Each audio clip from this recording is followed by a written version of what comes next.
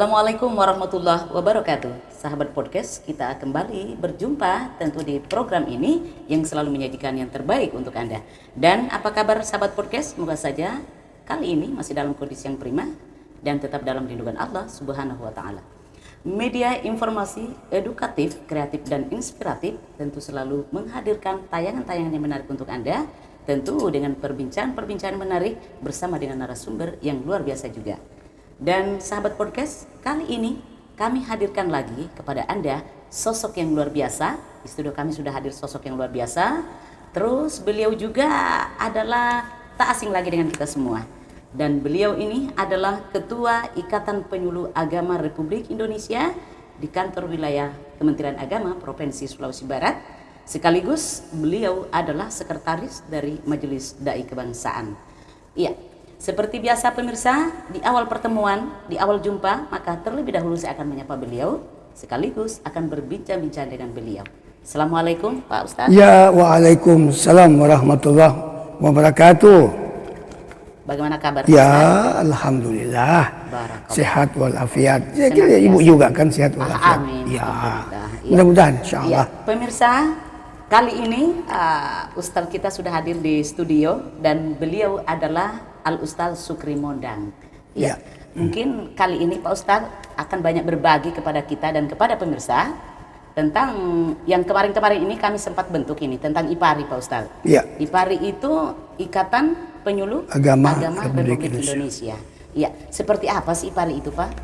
Iya, saya kira begini ya, Ibu Hilda, jadi kita punya organisasi wadah tempat berkumpul. Iya. Teman-teman penyuluh agama Islam, baik yang statusnya selaku fungsional atau PNS, iya, termasuk yang non PNS, termasuk sekarang yang pengangkatan baru, yang ada namanya P3K. P3K. Jadi ada itu P3K, pegawai pemerintah dengan perjanjian kerja. Kita ingin supaya ini ada wadahnya. Dan ini amanah sesuai dengan regulasi yang ada. Iya. Keputusan Dirjen nomor 989 itu disebutkan bahwa setiap mulai tingkat pusat sampai ke tingkat daerah itu ada wadah yang namanya Ikatan Penyuluh Agama Republik Indonesia. Kalau dulu kita kenal penyuluh agama itu cuma satu agama saja. Iya. Tapi sekarang ini kita upayakan, kita berdayakan supaya semua lintas agama semua masuk. Iya. Jadi ada agama Islamnya, ada agama Kristennya, kemudian Katolik, Hindu, Buddha. Iya. Bahkan ya seandainya ada dari aliran kepercayaan kita masukkan juga. Cuma memang sekarang ini belum ada.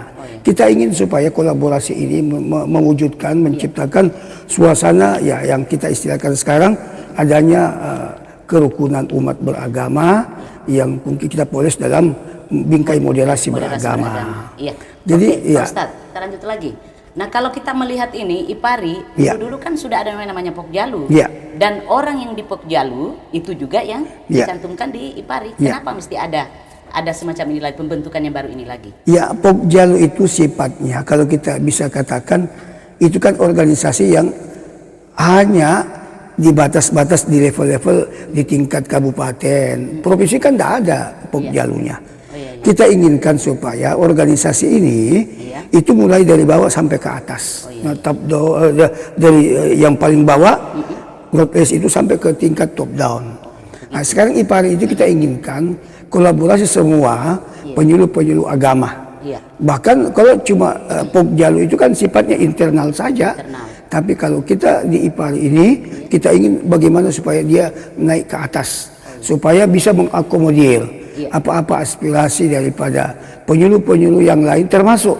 Jadi dalam rangka pemberdayaan kegiatan-kegiatan yang kita istilahkan karena tahun ini adalah tahun kerukunan, tahun toleransi, yang ini sudah dipatok betul bahwa ini program unggulan daripada Kementerian Agama. Kita ingin seperti itu, makanya IPARI kita mencoba untuk mendayagunakan. Kita mau coba bagaimana IPARI itu berfungsi. Dia punya fungsi di samping sebagai corong di tengah-tengah pemerintah. Kita juga ingin bahwa dia sebagai orang-orang yang senantiasa menyerukan tentang bagaimana itu kerukunan.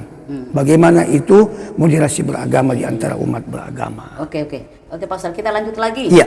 Nah, kalau kita melihat Pokjalu yang selama ini sudah memiliki program kerja, Iya. ya.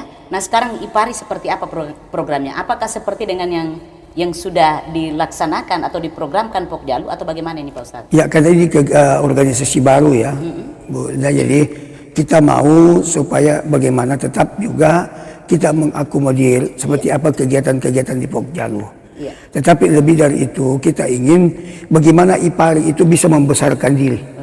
Jadi artinya apa? Kita buat di situ terobosan-terobosan bagaimana supaya teman-teman penyuluh itu bisa berkreasi. Ya, saya kira ini Berkarya, Pak Ustadz, ya, bagaimana tentang pengembangan IT mereka. Belajar di situ ya, apalagi ini kita kan dituntut sekarang ini penguasaan IT. Kemudian yang kedua, ya yang paling penting sesungguhnya adalah bagaimana teman-teman penyuluh-penyuluh agama baik Islam maupun lintas agama yang lain bisa berperan aktif dalam rangka bisa mewujudkan moderasi beragama sebagai program unggulan daripada Kementerian Agama, amanah daripada pemerintah yang diberikan kepada Kementerian Agama. Iya, betul. Nah, sekarang Pak Ustadz, Iya. ini kan kita melihat dari organisasinya lagi, namanya ya. Iya. IPARI itu berarti dinaungi oleh lembaga ya Pak Ustadz ya. Iya.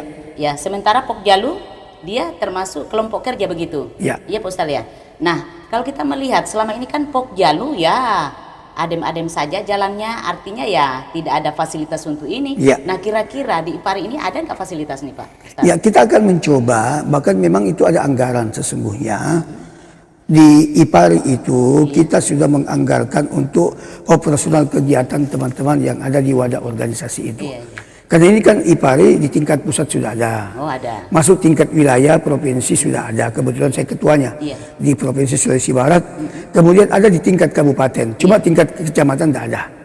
Karena ini berbasis pusat, kemudian provinsi dan kabupaten. Makanya memang kita akan siapkan anggaran. Insya Allah, memang kita sudah dijanji oleh Direktur Jenderal Bimas Islam bahwa akan difasilitasi dengan anggaran untuk operasional. Ya, berarti ada lampu hijau buat penyuluh yang selama ini kerjanya ya cuman itu begitu. Ya, di samping itu saya kan gini.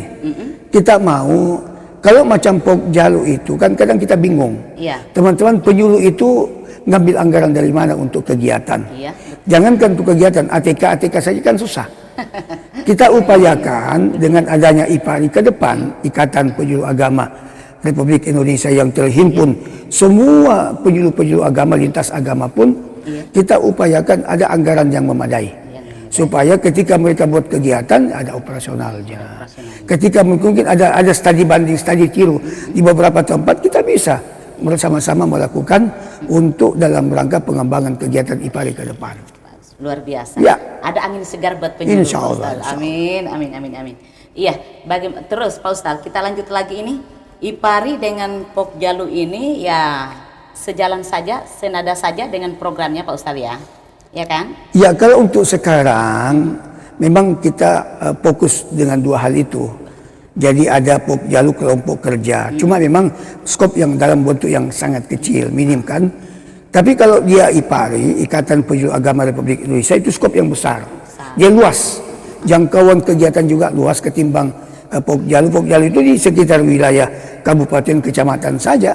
Tetapi IPARI itu sampai ke tingkat pusat.